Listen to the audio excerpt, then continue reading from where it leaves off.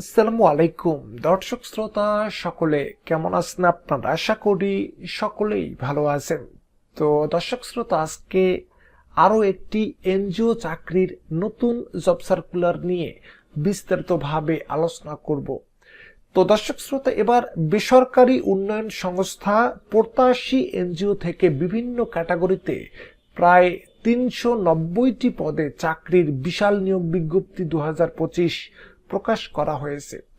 তো দর্শক শ্রোতা, ৮৫ এনজিওতে চাকরির আবেদন করতে গেলে শিক্ষাগত যোগ্যতা বা অভিজ্ঞতা কতটুকু প্রয়োজন পড়বে, কারা কারা চাকরি করার জন্য আবেদন করতে পারবেন, কিভাবে চাকরির আবেদন সম্পূর্ণ করবেন, এ টু জেড বিষয়বস্তুগুলো নিয়ে সংক্ষেপে আলোচনা করব। আশা করি আজকের এই গুরুত্বপূর্ণ ভিডিওটি শুরু থেকে শেষ পর্যন্ত দেখবেন। বিশেষ করে চাকরি করতে যারা আগ্রহী পদপ্রার্থী রয়েছেন তাদের জন্য আজকের ভিডিও ক্লিপটি খুবই গুরুত্বপূর্ণ।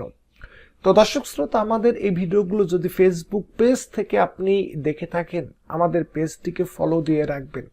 আর যদি ইউটিউব চ্যানেল থেকে আমাদের এই ভিডিওগুলো দেখে থাকেন, আমাদের চ্যানেলটিকে সাবস্ক্রাইব করে পাশে থাকা বেল বাটনটি অন করে রাখবেন, যাতে পরবর্তী ভিডিও নোটিফিকেশনগুলো কোনো ক্রমেই মিসিং না হয়ে যায়।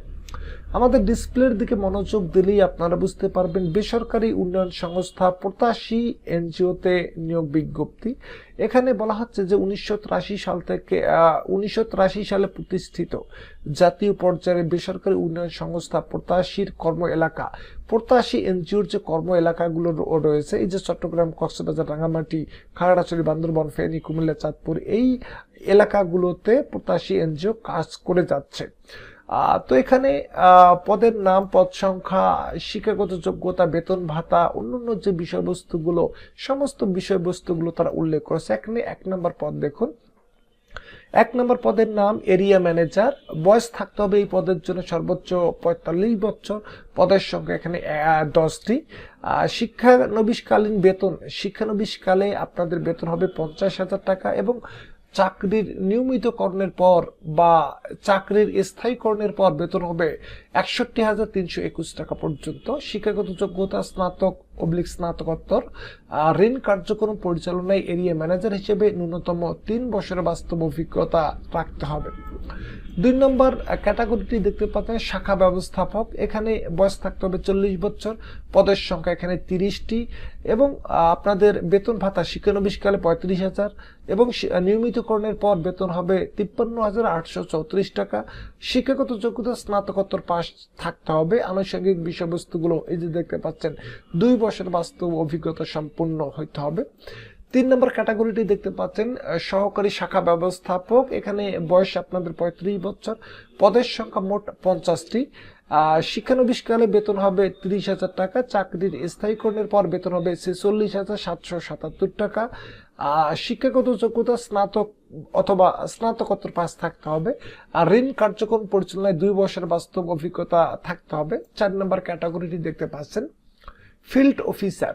ফিল্ড অফিসার হিসেবে নিয়োগ করা হবে। এখানে বয়স সর্বোচ্চ ৩০ বছর। এখানে পদের সংখ্যা মোট ৩০০টি। শিক্ষানবিশকালে বেতন ২৫,০০০ টাকা এবং চাকরির স্থায়ীকরণের পর বেতন হবে আপনাদের ৩৯,৯৬০ টাকা পর্যন্ত। শিক্ষাগত যোগ্যতা বলতেছে যে অভিজ্ঞতা সম্পন্ন প্রার্থীদের ক্ষেত্রে শিক্ষাগত যোগ্যতা এইচএসসি বা সমমান। যারা অভিজ্ঞতা সম্পন্ন প্রার্থী রয়েছেন তাদের ক্ষেত্রে শিক্ষাগত যোগ্যতা এইচএসসি বা সমমান বা যারা ইন্টারমিডিয়েট পাস করেছেন তারাও আবেদন করতে পারবেন। আর যারা অনভিজ্ঞ প্রার্থী রয়েছেন তাদের ক্ষেত্রে স্নাতক বা স্নাতকোত্তর পাস। যাদের অভিজ্ঞতা নেই তাদের ক্ষেত্রে তাদের ক্ষেত্রে শিক্ষাগত যোগ্যতা স্নাতক কিংবা স্নাতকোত্তর।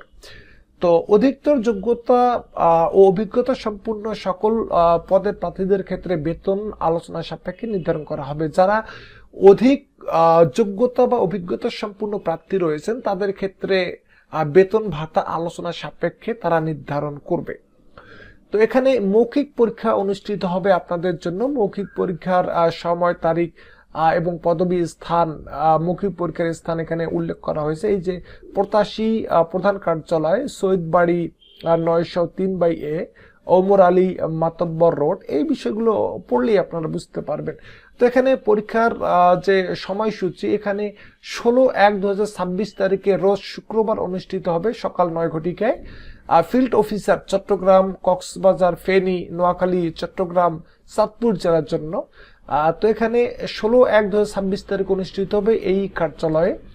আর 17/1/2026 তারিখে রোজ শনিবার সকাল 9 ঘটিকায় অনুষ্ঠিত হবে এই যে জেলাগুলো, ফিল্ড অফিসার যে জেলাগুলো চট্টগ্রাম, কক্সবাজার, ফেনী, নোয়াখালী, লক্ষ্মীপুর ও চাঁদপুর জেলা ব্যতীত বাংলাদেশের অন্যান্য সকল জেলা এরিয়া ম্যানেজার, সকল জেলা শাখা ব্যবস্থাপক, সকল জেলার প্রার্থীগণ আবেদন করতে পারবেন। সহকারী শাখা ব্যবস্থাপক সকল জেলার প্রার্থীগণ আবেদন করতে পারবেন। শুধুমাত্র এই যে 16 তারিখে এই জেলাগুলোর প্রার্থীগণ আবেদন বা আপনারা মৌখিক পরীক্ষার সময় হাজির হতে পারবেন। এখানে হাজির ঠিকানা উল্লেখ করা হয়েছে, এই যে এই ঠিকানাটিতে হাজির হবেন আপনারা। তো আপনাদের সুযোগ সুবিধার কথা এখানে বলা হচ্ছে যে চাকরির সুযোগ সুবিধা এখানে বলা হচ্ছে শিক্ষানবিশকাল 6 মাস সফলভাবে সমাপ্তির পর সংস্থার চাকরি বিধিমালা অনুযায়ী বেতন স্কেল, বাৎসরিক ইনক্রিমেন্ট, চিকিৎসা ভাতা, বৈশাখী ভাতা, 2টি উৎসব বোনাস, প্রভিডেন্ট ফান্ড গ্র্যাচুইটি, কর্মী কল্যাণ তহবিল, ঋণ, কর্মী গৃহ ঋণ, এখানে মোটরসাইকেল ও বাইসাইকেল ঋণ এবং অন্যান্য সুযোগ সুবিধাসমূহ সংস্থার নিয়ম অনুযায়ী প্রদান করা হবে। তো এই বিষয়গুলো বিস্তারিতভাবে আপনারা পড়বেন। তো এখানে তাদের অ্যাড্রেস তারা কিন্তু দিয়ে রেখেছে, এই অ্যাড্রেসে আপনারা যোগাযোগ স্থাপন করতে পারেন। তাছাড়া এই বিজ্ঞপ্তিটি দৈনিক প্রথম আলো পত্রিকায় 30 ডিসেম্বর 2025 তারিখে প্রকাশ করা হয়েছে। তো দৈনিক প্রথম আলো পত্রিকা দেখলেও এই সার্কুলার বিজ্ঞপ্তিটি আপনারা পাবেন। তো আমরা রিকমেন্ড করব এই সার্কুলার বিজ্ঞপ্তিটি ডাউনলোড করে নিয়ে বিস্তারিতভাবে পড়ে বুঝে তারপর আপনাদের চাকরি আবেদনটি আপনারা সাবমিট করে ফেলবেন। তো দর্শক শ্রোতা, যাই হোক, আজকের এই ভিডিও ক্লিপটি আপনাদের কাছে কেমন লেগেছে অবশ্যই আপনাদের মূল্যবান মতামতগুলো আমাদের কমেন্ট বক্সে আপনারা লিখবেন। তো আজকে পর্যন্ত সকলে ভালো থাকবেন, সুস্থ থাকবেন। আল্লাহ হাফেজ।